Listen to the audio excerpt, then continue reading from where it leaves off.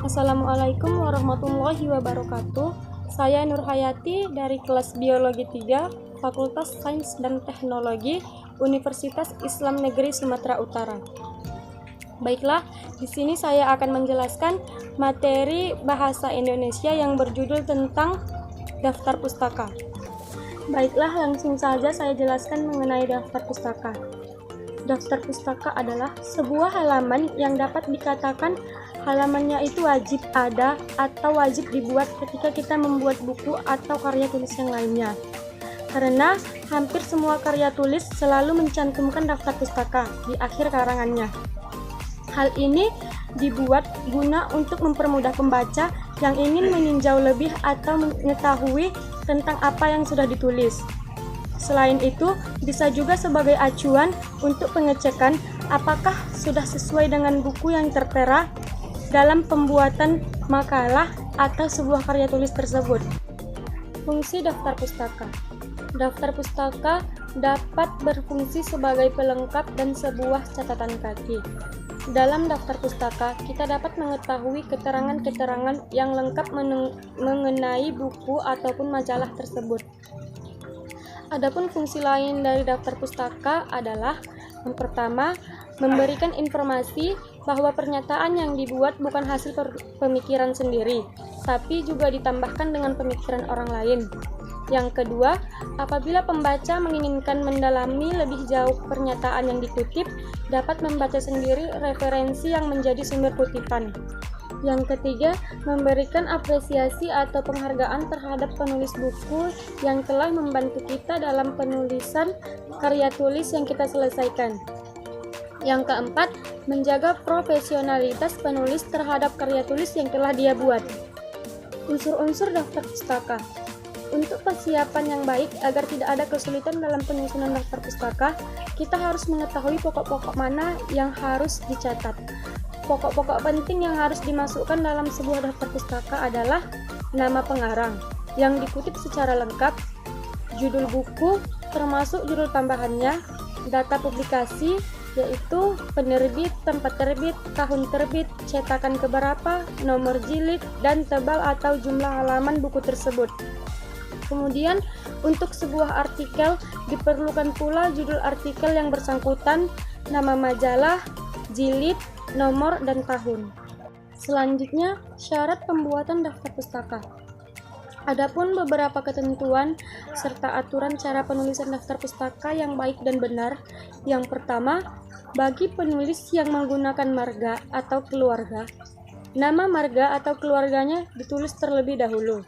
Sedangkan untuk penulis yang tidak menggunakan nama marga atau keluarga, diawali dengan penulisan nama akhir atau belakang kecuali nama Cina. Yang kedua, gelar kesarjanaan penulis tidak perlu dicantumkan dalam daftar pustaka. Yang ketiga, judul buku dicetak miring atau digarisbawahi pada setiap kata. Jadi, tidak dibuat garis bawah yang bersambung sepanjang judul. Yang keempat, baris pertama diketik mulai ketukan pertama, sedangkan baris kedua dan seterusnya diketik mulai ketukan ketujuh.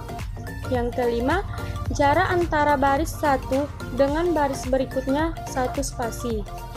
Yang keenam, jarak antara sumber satu dengan sumber berikutnya 2 spasi. Cara penulisan daftar pustaka. Penulisan daftar pustaka dari sumber buku. Ada beberapa hal yang perlu diperhatikan dalam penulisan daftar pustaka dari sumber buku. Namun, hal paling utama adalah memperhatikan urutan dan tanda bacanya. Berikut ini urutan sebuah referensi dari buku. Yang pertama, menulis nama. Nama penulis ditulis paling awal. Ingatlah untuk selalu menuliskan nama belakang penulis terlebih dahulu. Kemudian dilanjutkan dengan nama depan dan tengah penulis buku tersebut. Jika bukunya merupakan hasil dari karya 2 orang, penulis atau lebih, hanya penulis pertama yang urutan namanya dibalik. Penulis kedua dan seterusnya berada setelahnya dengan urutan yang sesuai nama aslinya. Jika pada buku tersebut nama penulis dicantumkan lengkap dengan gelar pendidikan atau gelar lain, gelar-gelar tersebut tidak perlu dituliskan. Yang kedua, tahun terbit. Setelah nama, cantumkan tahun terbit dari buku yang teman-teman gunakan sebagai referensi. Kemudian yang ketiga, yaitu judul buku. Tuliskan judul bukumu secara lengkap. Jangan lupa penulisan judul buku dibuat dengan tulisan miring. Yang keempat, kota dan nama penerbit. Bagian terakhir dalam penulisan daftar pustaka, sebuah buku adalah mencantumkan kota penerbitan dan nama penerbit yang mencetak buku tersebut. Dahulukan penulisan nama kota, baru diikuti dengan nama penerbit yang dibatasi dengan tanda titik 2. Selanjutnya, penulisan daftar pustaka dari artikel dalam jurnal, koran, atau majalah.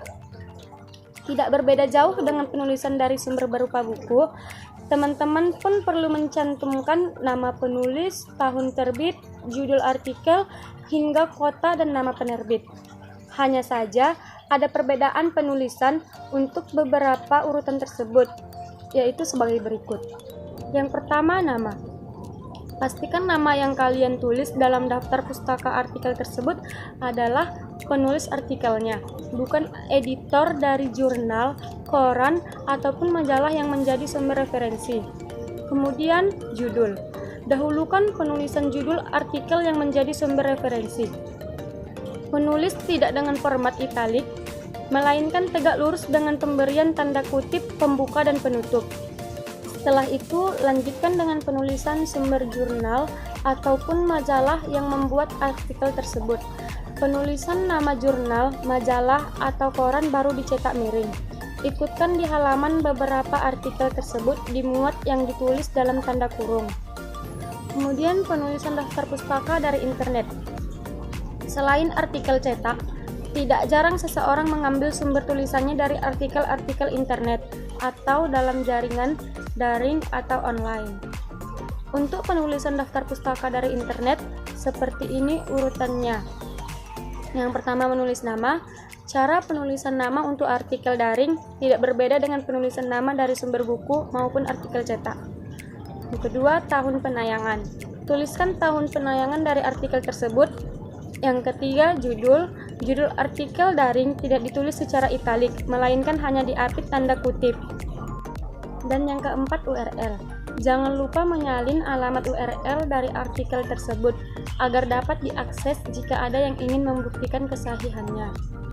Kemudian yang kelima, waktu pengambilan. Di bagian akhir, jangan lupa mencantumkan waktu pengambilan artikel daring itu secara lengkap, yakni tanggal dan jam saat kamu mengunduh ataupun menjadikannya referensi. Selain urutan, masalah tanda batas dalam daftar pustaka artikel internet atau daring agak berbeda dengan penulisan dari sumber cetak.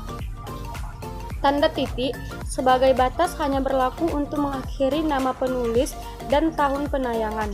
Sementara itu, pembatas dari judul ke URL dan dari URL ke waktu pengambilan data berupa tanda koma. Baiklah, sekian penjelasan dari saya mengenai materi daftar pustaka. Jika ada kesalahan saya mohon maaf, kepada Allah saya mohon ampun. Wabillahi taufiq wal hidayah. Wassalamualaikum warahmatullahi wabarakatuh.